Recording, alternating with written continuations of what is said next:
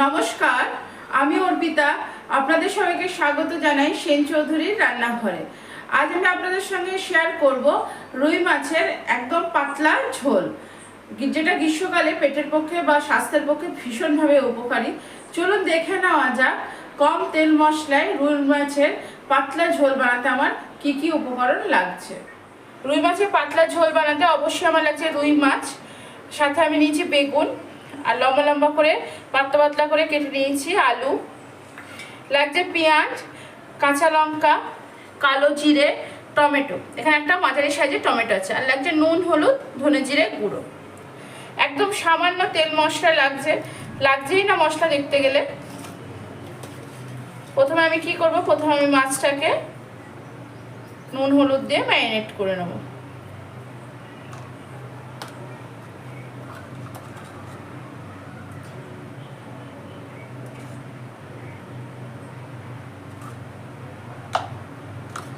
অন্যদিকে আমি কড়াইটাও বসিয়ে দেবো। রান্নাটা কিন্তু ভীষণ অল্প সময়ে হয় এবং রান্নাটা ভীষণই স্বাস্থ্যকর একটি রান্না, যেটা বাচ্চা থেকে বয়স্ক সবাই খেতে পারবে, আর গরমের দিনে তো ভীষণই উপকারী।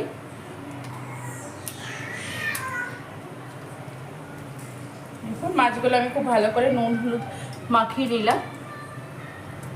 দেখুন এখানে আমি মাছটা মাখিয়ে নিয়েছি, অন্যদিকে আমি কড়াইটাও বসিয়ে দিয়েছি।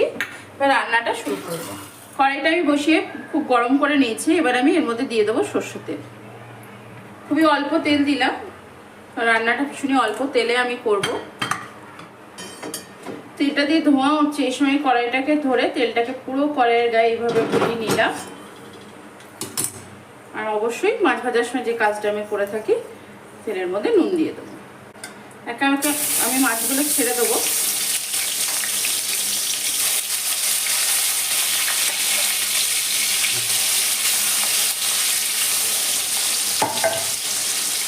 এক পিঠ খুব ভালো করে হতে দেবো, তারপরে উল্টাবো।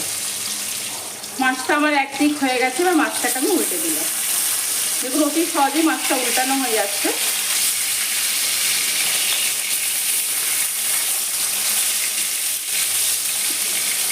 অন্য দিকটাও খুব ভালো করে আমি এবার হতে দেবো।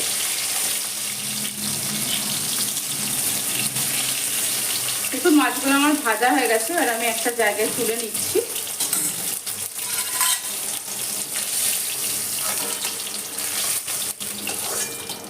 দেখুন মাছগুলো আমি একে একে তুলে নিলাম, বাকি যে মাছটা আছে সেটাও ভেজে নেব।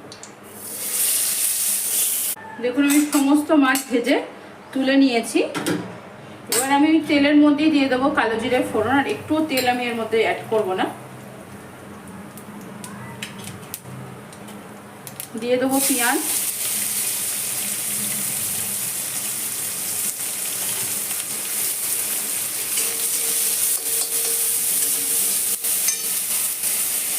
অল্প একটু নুন দিয়ে দেবো যাতে তাড়াতাড়ি একটু নরম হয়ে যায়।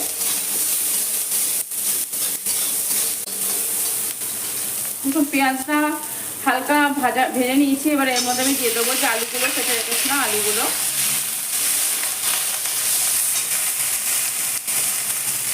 হলুদও দিয়ে দেবো এর মধ্যে আমি।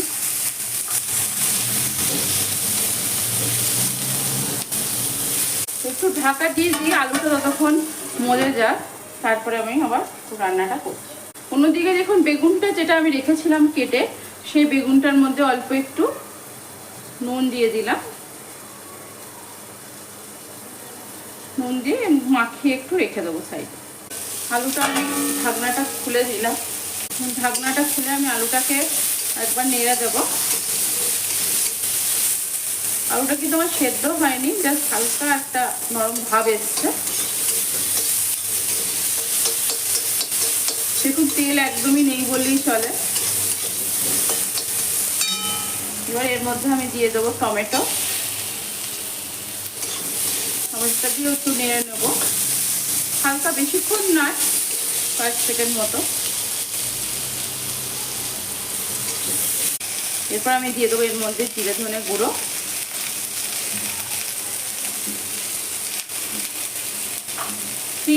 টিস্পুন মতো আমি জিরে ধনে গুঁড়ো দিলাম। আবার একবার নেড়ে নিয়ে নুন, অল্প পরিমাণেই নুন দিলাম আমি। আর অল্প একটু হলুদ। আপনারা চাইলে এখানে কাশ্মীরি রেড চিলি পাউডারও ব্যবহার করতে পারেন, কিন্তু আমি ব্যবহার করব না। মশলাটার সঙ্গে আলু টমেটো খুব সুন্দর করে মিশে গেছে। এবার আমি এর মধ্যে দিয়ে দেবো জল। পরিমাণ মতো জল দিয়ে দিলাম, কারণ আলুটা সেদ্ধ হবে। এখনো বেগুনটা কিন্তু আমি ঝোলে দিইনি। এবার আমি এটাকে ঢাকা দিয়ে ফুটতে দেবো। দেখুন আমার ঝোলটাতে ফুটতে শুরু করে দিয়েছি ঝোলটা। এবার আমি ঝোলটার মধ্যে বেগুনগুলো দিয়ে দেবো। যে নুন মাখিয়ে রেখেছিলাম বেগুনগুলো, সেগুলো এবার একা একা দিয়ে দেবো।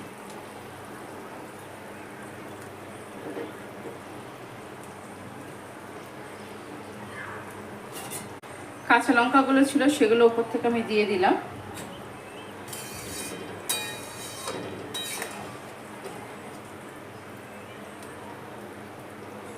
এবার আমি কড়াইটাকে ঢাকা দিয়ে সমস্ত কিছু ভালো করে সেদ্ধ হয়ে যাওয়ার পর আপনাদের সঙ্গে কথা হচ্ছে। দেখুন আমি প্রায় 10 মিনিট মতো এটাকে ফুটিয়েছি। ফোটানোর পর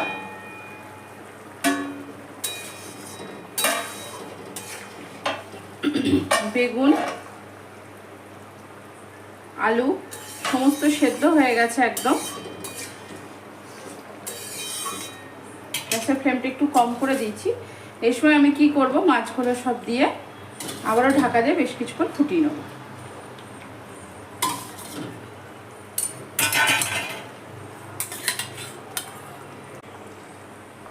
দেখুন মাছগুলো দিয়ে আমি আবারও একবার ঢাকা দিয়ে দেবো। হয়ে এসছে, আর কিছুক্ষণ ফুটলেই হয়ে যাবে মাছটা। দেখুন ঝোলটাকে আমি আবারও 7-8 মিনিট মতো ফোটালাম। মাছ দেওয়ার পর ঝোলটা অনেকটাই শুকিয়ে এসেছে।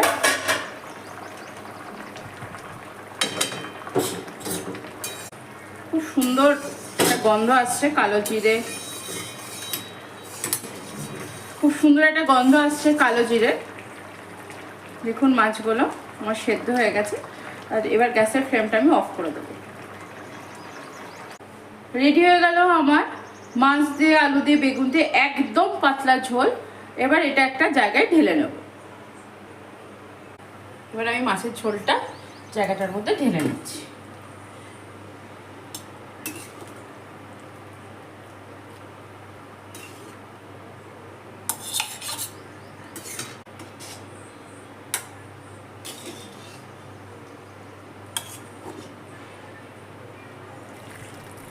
আজ আমি আপনাদের সঙ্গে শেয়ার করলাম মাছ দিয়ে আলু দিয়ে বেগুন দিয়ে ভীষণই কম তেল মশলায় গ্রীষ্মকালের উপযুক্ত স্বাস্থ্যকর একটা ঝোল, যেটা বাচ্চা থেকে বয়স্ক সবাই খেতে পারবেন অনায়াসে, কোনো সমস্যা হবে না। আশা করি আমার রান্নাগুলি আপনাদের ভালো লাগছে। আমার রান্নাগুলো যদি আপনাদের ভালো লেগে থাকে অবশ্যই চ্যানেলটিকে লাইক শেয়ার কমেন্টস করতে ভুলবেন না। চ্যানেলটিকে অবশ্যই সাবস্ক্রাইব করবেন। চ্যানেলটিকে সাবস্ক্রাইব করে আমার পাশে থাকবেন। আপনাদের আশীর্বাদ আপনাদের ভালোবাসা আমার কাছে একান্তভাবে কাম্য। আপনারা যদি আমার পাশে না থাকেন তাহলে আমি কিন্তু আগামী দিনে অনেক দূর যেতে পারবো না। অবশ্যই আপনারা যেন আমার পাশে থাকবেন। আজ এখানে ভালো থাকবেন, সুস্থ থাকবেন, আনন্দে থাকবেন, অনেক অনেক সুখে থাকবেন।